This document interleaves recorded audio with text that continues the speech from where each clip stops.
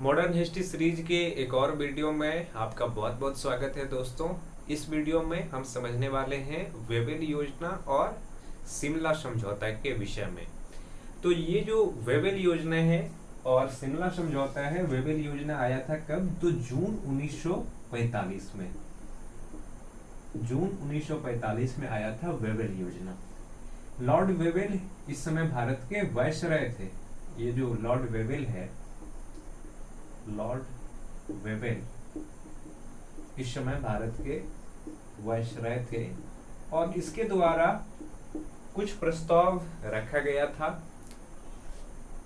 ताकि भारत के अंदर जो आज़ादी की संघर्ष बहुत तीव्र हो चुका था उनको शांत किया जाए और भारतीय लोगों के साथ संविधान के विषय पे और आज़ादी के विषय पे कुछ बातें किया जाए।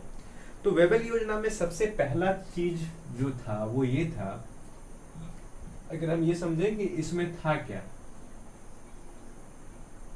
योजना में क्या था। सबसे पहले जो वेवेल योजना है, इसमें पहला चीज यही कहा गया कि वायसराय की जो कार्यकारिणी है, वायसराय और कई अन्य सदस्य मिलकर के कार्यपालिका का काम करते थे, उसको वायसराय के कार्यकारिणी कहते थे।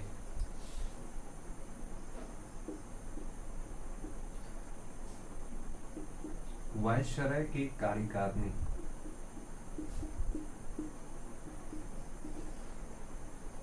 वायसराय के कार्यकारिणी में कहा गया कि एक तो वायसराय के कार्यकारिणी में कौन होते थे? वायसराय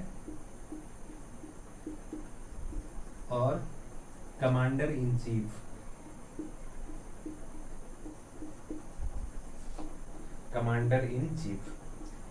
पहली चीज यही कहा गया कि वायसराय की कार्यकारिणी में वायसराय कमांडर इन चीफ को छोड़ करके बाकी जो सदस्य होगा वो सभी सदस्य भारतीय होंगे।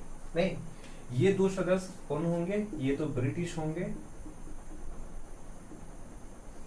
अन्य सभी सदस्य भारतीय।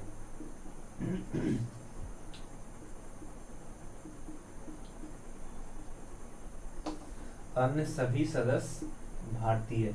पहला प्लान यही रखा गया कि वायसराय की कार्यकारिणी में भारतीय लोगों को शामिल किया जाएगा। इनमें वायसराय और कमांडर इन चीफ केवल ब्रिटिश होंगे, बाद बाकी सभी सदस्य भारतीय होंगे।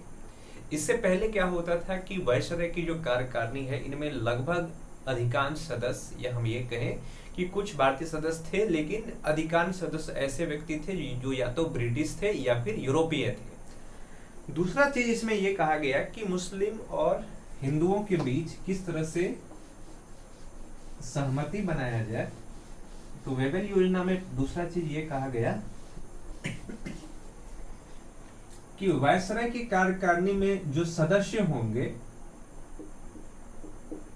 सदस्य जो होंगे वायसराय के कार्यकारिणी में, इनमें हिंदू और मुसलमानों की संख्या बराबर होगा। इस सदस्य में हिंदू और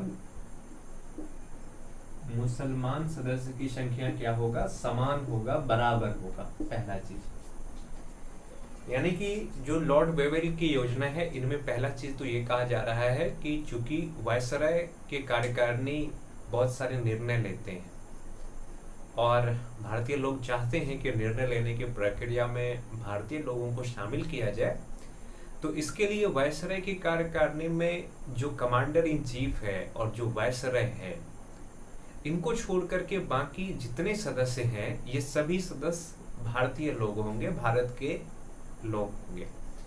दूसरा चीज, इन सदस्यों में से आधे सदस्य हिंदू होंगे और आधे सदस्य मुस्लिम होंगे, बराबर की संख्या में ये होंगे।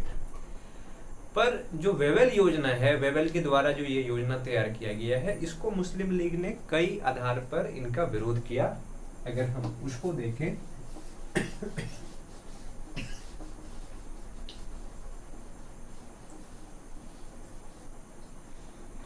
वेवेल योजना पर ऑल इंडिया मुस्लिम लीग की प्रतिक्रिया, कि ऑल इंडिया मुस्लिम लीग इस पर क्या प्रतिक्रिया दिया। देखिए, ऑल इंडिया मुस्लिम लीग ने पहला चीज ये कहा कि चूंकि वेबल अपनी योजना में ये कह रहे हैं कि कार्यकारिणी में आधा सदस्य कौन होंगे, मुस्लिम होंगे, तो मुस्लिम लीग ने कहा कि ये सदस्य सभी मुस्लिम सदस्य कहां से होंगे, ऑल इंडिया मुस्लिम लीग से। पहला चीज तो इन्होंने ये कहा। दूसरा कि इन्होंने ये चीज कहा कि इस वेबर योजना में ये स्वीकार किया जाए कि मुसलमानों का एकमात्र संगठन जो प्रतिनिधित्व करता है, मुसलमानों का प्रतिनिधित्व करने वाला एकमात्र संगठन कौन सा है, वो है ऑल इंडिया मुस्लिम लीग। यानी कि मुसलमानों के लिए एकमात्र संगठन प्रतिनिधित्व करता है और वो है ऑल इंडिया मुस्लिम लीग। यानी कि वेबर योजना में जब ये बात स्वीकार किया गया कि वायसराय की कार्यकारिणी परिषद में आधे सदस्य हिंदू होंगे और आधे सदस्य मुस्लिम होंगे, तो मुस्लिम लीग ने ये शर्त रखा कि सभी के सभी सदस्य कहां से होना चाहिए, तो ऑल इंडिया मुस्लिम लीग के जो संगठन है उससे होना चाहिए।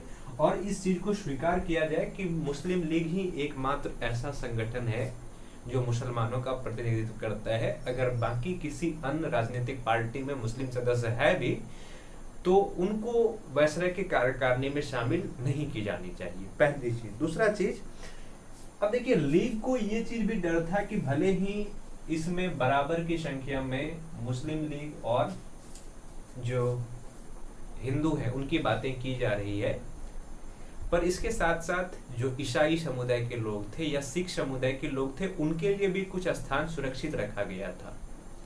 ऐसे स्थिति में कुल सदस्य में से तो आधे सदस्य तो हिंदू होंगे और जो बाकी आरक्षित सदस्य हैं उनके आ जाने से जो मुस्लिम लीग की संख्या या मुसलमान सदस्य की जो संख्या हो जाएगा वो लगभग 1/3 हो जाएगा।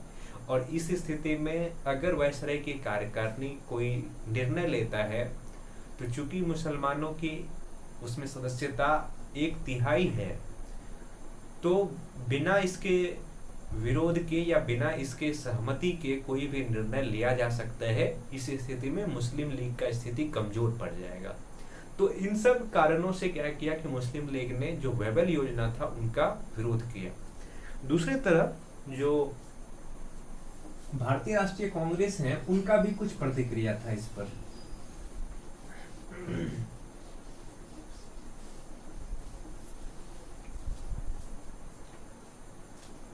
कांग्रेस की प्रतिक्रिया,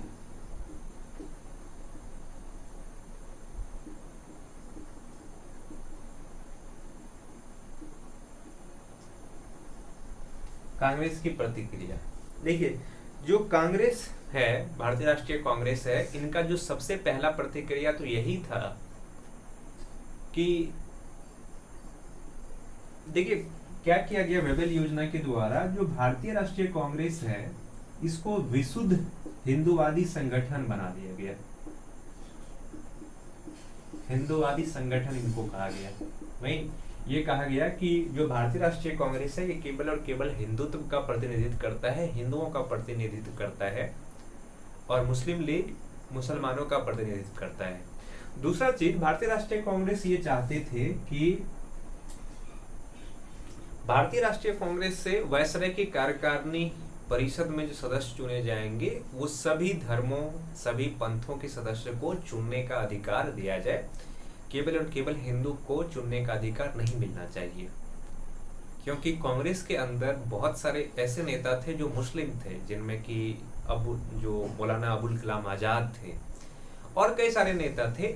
अगर इनको चुन करके कहाँ भेजता वायसराय के कार्यकारिणी में, तो ये तो मुसलमान होते, पर मुस्लिम लीग इन चीजों का विरोध कर रहे थे कि मुसलमान सदस्य केवल और केवल मुस्लिम लीग से चुन करके जाएगा और हिंदू सदस्य केवल और केवल भारतीय राष्ट्रीय कांग्रेस से चुन करके जाएगा। और इन चीजों को लेकर के भारतीय राष्ट्रीय कांग्रेस और मुस्लिम लीग के बीच सहमति नहीं बना और अंततः जो इनके लिए एक समझौता होना था, शिमला समझौता लागू नहीं हो पाया और वेबल योजना खत्म हो गया। वेबल योजना का कोई निष्कर्ष नहीं निकला। पर एक चीज जरूर हो गया कि मुस्लिम लीग ने जिस तरीके से अपने आप को मुसलमानों का एक संगठन के रूप में प्रस्तुत करना चाहा, इससे मुस्लिम लीग की छवि मुसलमानों में और भी मजबूत हुआ और आगे चल करके मुस्लिम लीग कहीं न कहीं मुसलमानों की एकमात्र प्रतिनिधित्व करने वाली संस्था के रूप में उभर करके सामने आया। तो ये था वेवेल योजना और शिमला समझौता, जिसके बारे में हमने समझा। शिमला समझौता में यही होने वाला था कि ऊपर का जो 2 मुद्दे थे, उन मुद्दे पर सहमति बनना था, समझौता होना था, पर समझौता नहीं हो पाया क्योंकि दोनों के दोनों सदस्यों के बीच सहमति नहीं बन पाया था। तो इस वीडियो में इतना ही। बहुत बहुत धन्यवाद।